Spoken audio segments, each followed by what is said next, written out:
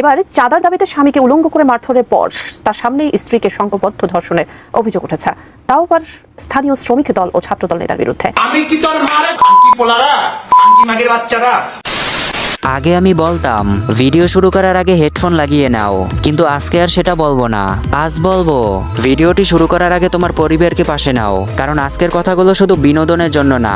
আজ কথা হবে বাস্তবতা নিয়ে, আমাদের সমাজ, আমাদের নিরাপত্তা আর ন্যায় বিচার নিয়ে। আফসোস, দেশটা আজ কোথায় গিয়ে দাঁড়ালো। মনুষ্যত্ব আজ হাসিনার সাথে সাথে দিল্লি গিয়ে পালালো। যে দেশে বাবার সামনে থেকে মেয়েকে তুলে নিয়ে যাওয়া হয়, যে দেশে স্বামীর সামনে স্ত্রীকে দলবদ্ধভাবে ধর্ষণ করা হয়, যে দেশে চলন্ত বাসে কলেজ ছাত্রীকে রাতভর ধর্ষণ সহ চলন্ত বাস থেকে স্বামীকে ফেলে স্ত্রীকে ধর্ষণ করা হয়, যে দেশে খাবারের লোভ দেখিয়ে বাসায় ডেকে নিয়ে শিশুকে ধর্ষণ করা হয়, সেই দেশের জনগণ কিভাবে চুপ করে রয়? কেন মামা, জেল নাকি ফাঁসির ভয়? যেখানে নারীদের পোশাক স্বাধীনতা থেকে শুরু করে ফ্রি মিক্সিং আড্ডায় যাওয়ার জন্য আন্দোলন করে, অথচ কয়জন এই ধর্ষণের বিচার চেয়ে আন্দোলনে নেমেছে? যারা এই বেহায়াপনা করার জন্য স্বাধীনতা চায়, তাদেরকে আমরা এক নামে প্রস্টিটিউট, শাহবাগী নামে চিনি। হ্যাঁ, এরাই সেই মানকি খাগিরা, রাস্তায় বেহায়া নষ্টামি করে সোশ্যাল মিডিয়ায় ছড়িয়ে দিয়ে পুরুষদের উত্তেজিত করে। যে পুরুষরা উত্তেজনা কন্ট্রোল করতে না পারে, তারাই ধর্ষণ করে।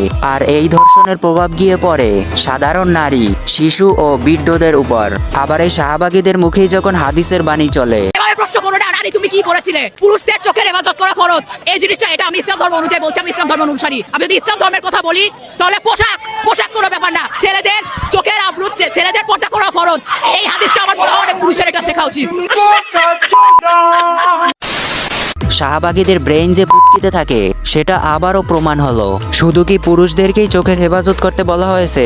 না, কোরআনে নারী পুরুষ উভয়ের জন্যই শালীনতা, নম্রতা ও সংযমের নির্দেশ দেওয়া হয়েছে। শুধু পুরুষদের চোখের হেফাজত করতে বলা হয়নি, নারীদেরও শালীন পোশাক ও আচরণের কথা বলা হয়েছে। পুরুষদের জন্য কোরআনে বলা হয়েছে, হে নবী, আপনি মুমিন পুরুষদের বলুন, তারা যেন তাদের দৃষ্টি নত রাখে এবং তাদের লজ্জাস্থানের হেফাজত করে, এটাই তাদের জন্য অধিক পবিত্র। নিশ্চয়ই তারা যা করে আল্লাহ সে সম্পর্কে সম্যক অবহিত। সূরা আন-নূর আয়াত নং 30।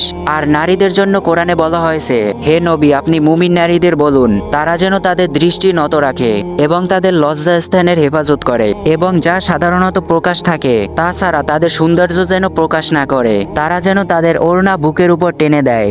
সূরা আন-নূর আয়াত নং 31। আমার মেয়ে বারবার চিৎকার করছে, আপা আমার বাঁচাও। আমি একজন ব্যর্থ বাবা, আমি আমার মেয়ের আত্মচিৎকার করেও আমার মেয়েকে রাখতে পারি নাই। আপনি ব্যর্থ বাবা নন, ব্যর্থ এই জাতি, ব্যর্থ এই প্রশাসন, ব্যর্থ এই দেশের আইন, ব্যর্থ এই সরকার ব্যবস্থা, ব্যর্থ এই জুলাই। প্রথমে কথা বলবো দেশের আইন ও বিচার ব্যবস্থা নিয়ে। চলো সরাসরি দেখি পত্রিকায় গিয়ে। বাংলাদেশে 2025 সালে নারী ও শিশু নির্যাতনের ঘটনা উদ্বেগজনকভাবে বেড়েছে। বিভিন্ন মানবাধিকার সংস্থা এবং পুলিশ অধিদপ্তর অনুযায়ী 2024 সালের তুলনায় 2025 সালে ধর্ষণের ঘটনা দ্বিগুণ বেড়েছে। লাস্ট এক বছরে 2025 সালে ধর্ষণের চিত্র।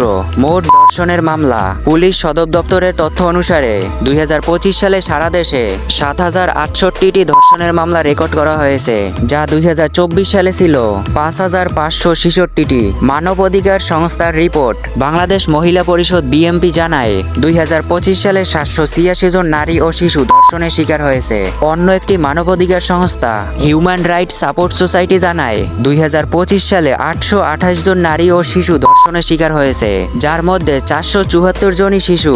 গণধর্ষণ। 2025 সালে 171 থেকে 179 জন নারী ও কন্যা শিশু দলগত বা গণধর্ষণের শিকার হয়েছে। ধর্ষণের পর হত্যা। 2025 সালে ধর্ষণের পর 29 জনকে হত্যা করা হয়েছে। এরপরে আসি ধর্ষণের বিচার ও সাজা। বাংলাদেশে ধর্ষণের মামলার বিচার প্রক্রিয়া দীর্ঘ এবং সাজা পাওয়ার হার তুলনামূলকভাবে খুবই কম। বিচারহীনতা।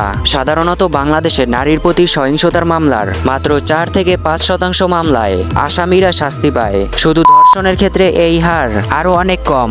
মামলার জট। 2025 সালে 31 ডিসেম্বর পর্যন্ত নারী ও শিশু নির্যাতন দমনের ট্রাইব্যুনালে 1,32,160টি মামলা বিচারাধীন ছিল, যার মধ্যে মধ্যে 30,365টি মামলা 5 বছরের বেশি সময় ধরে ঝুলে আছে। এরপরে আসি 2026 সালে, মাত্র এই 5 মাসে কি ঘটেছে।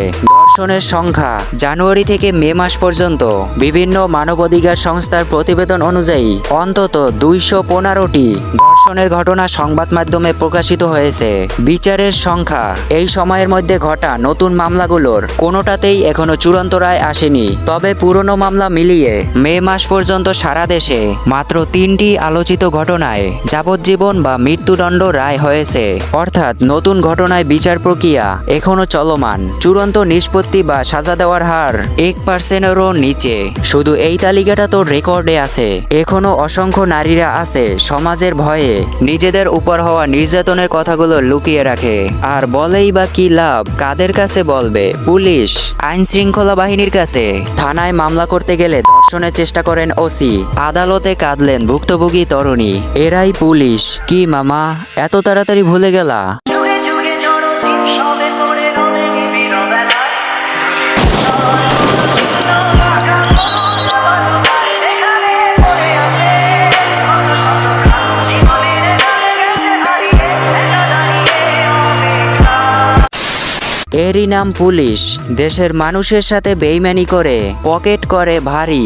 স্বৈরাচারের পা চেটে বলে ন্যায় বিচারের বাণী। হ্যাঁ, সব পুলিশ খারাপ না। এদেশে অনেক ভালো মানের পুলিশ আছে, কিন্তু দুঃখের বিষয় সেই সংখ্যাটা খুবই কম। ধর্ষণের বিচার এই দেশে মনে হয় না কোনোদিন হবে, কারণ যারাই রক্ষক তারাই ভক্ষক। ধর্ষককে আইনের হাতে না দিয়ে জনগণ রাস্তায় ফেলে গণপিটুনি দিয়ে যদি শেষ করে দিত, তাহলে সাথে সাথেই ভুক্তভোগী ন্যায় বিচার পেত। এই হলো দেশের আইন ব্যবস্থা। আমাদের মা বোনদের ইজ্জতের বিচার না করে, সেই বিষয়ে না ভেবে আমাদের দেশ প্রধান যায় সিনেমা দেখতে সিনেমা হলে। বাহ চুদির ভাই বাহ। আমার মা বোনদের কাছে একটাই অনুরোধ, সকাল হোক কিংবা দুপুর, বিকেল হোক কিংবা রাত, একা একা বাইরে বের হওয়া থেকে বিরত থাকুন। বাইরে বের হওয়ার সময় অবশ্যই একজন পুরুষ মানুষ সাথে রাখুন। দেশের অবস্থা তো দেখতেই পাচ্ছেন। অপ্রয়োজনে বাইরে যাওয়া বন্ধ করুন। আর আমার ভাইদের কাছে একটা বিশেষ অনুরোধ, নিজের মা বোনদের দিকে একটু ভালো করে খেয়াল রাখুন, বিশেষ করে বাচ্চা মেয়েদের উপর। তাদেরকে কারো সাথে একা পাঠাবেন না এবং এক মুহূর্তের জন্য চোখের আড়াল করবেন না। আর ভাইয়েরা, তোমরা বাসার বাইরে যেখানেই থাকো না কেন, বাসায় ফোন দিয়ে হোক বা বাসায় গিয়ে প্রত্যেক মুহূর্তে খোঁজ খবর নিবা। মনে রাখবা, আমাদের ন্যায় বিচার চাইতে হবে, না হলে আরো হাজার হাজার মা বোন এই পশুদের শিকার হবে। যদি তুমি ন্যায় বিচার চাইতে, অন্যায়ের প্রতিবাদ করতে ভয় পাও গুলি, তাহলে বাসায় গিয়ে বসে থাকো, হাতে পড়ে চুরি। দেশে শান্তি প্রতিষ্ঠা করতে আগে দেশের সিস্টেমকে বদলাতে হবে। আমি কোনো রাজনৈতিক দলের না, আমি নির্যাতিত মানুষের। আমার কথাগুলো শুধু কন্টেন্ট না, কথাগুলো আমার মনের। মাননীয় প্রধানমন্ত্রী, আপনার কাছে আমার একটাই আবেদন, এই ফ্যামিলি কার্ড বাদ দিয়া দেশের নির্যাতিত মানুষের জন্য কাজ করেন মন দিয়া। মানুষ যদি শান্তিতে বাঁচতেই না পারে, দেশে একটার পর একটা অপরাধ যদি হতেই থাকে, তাহলে ফ্যামিলি কার্ড দিয়ে মানুষ কি করবে? তার থেকে যদি আপনি দেশের অপরাধ দমন করার জন্য কঠিন পদক্ষেপ নিতেন, নির্যাতিত মানুষের ন্যায় বিচার পাইয়ে দেওয়ার লক্ষ্যে যদি কঠোরভাবে কাজ করতেন, তাহলে এই ফ্যামিলি কার্ড দিয়ে মানুষের ভোট নেওয়া লাগতো না।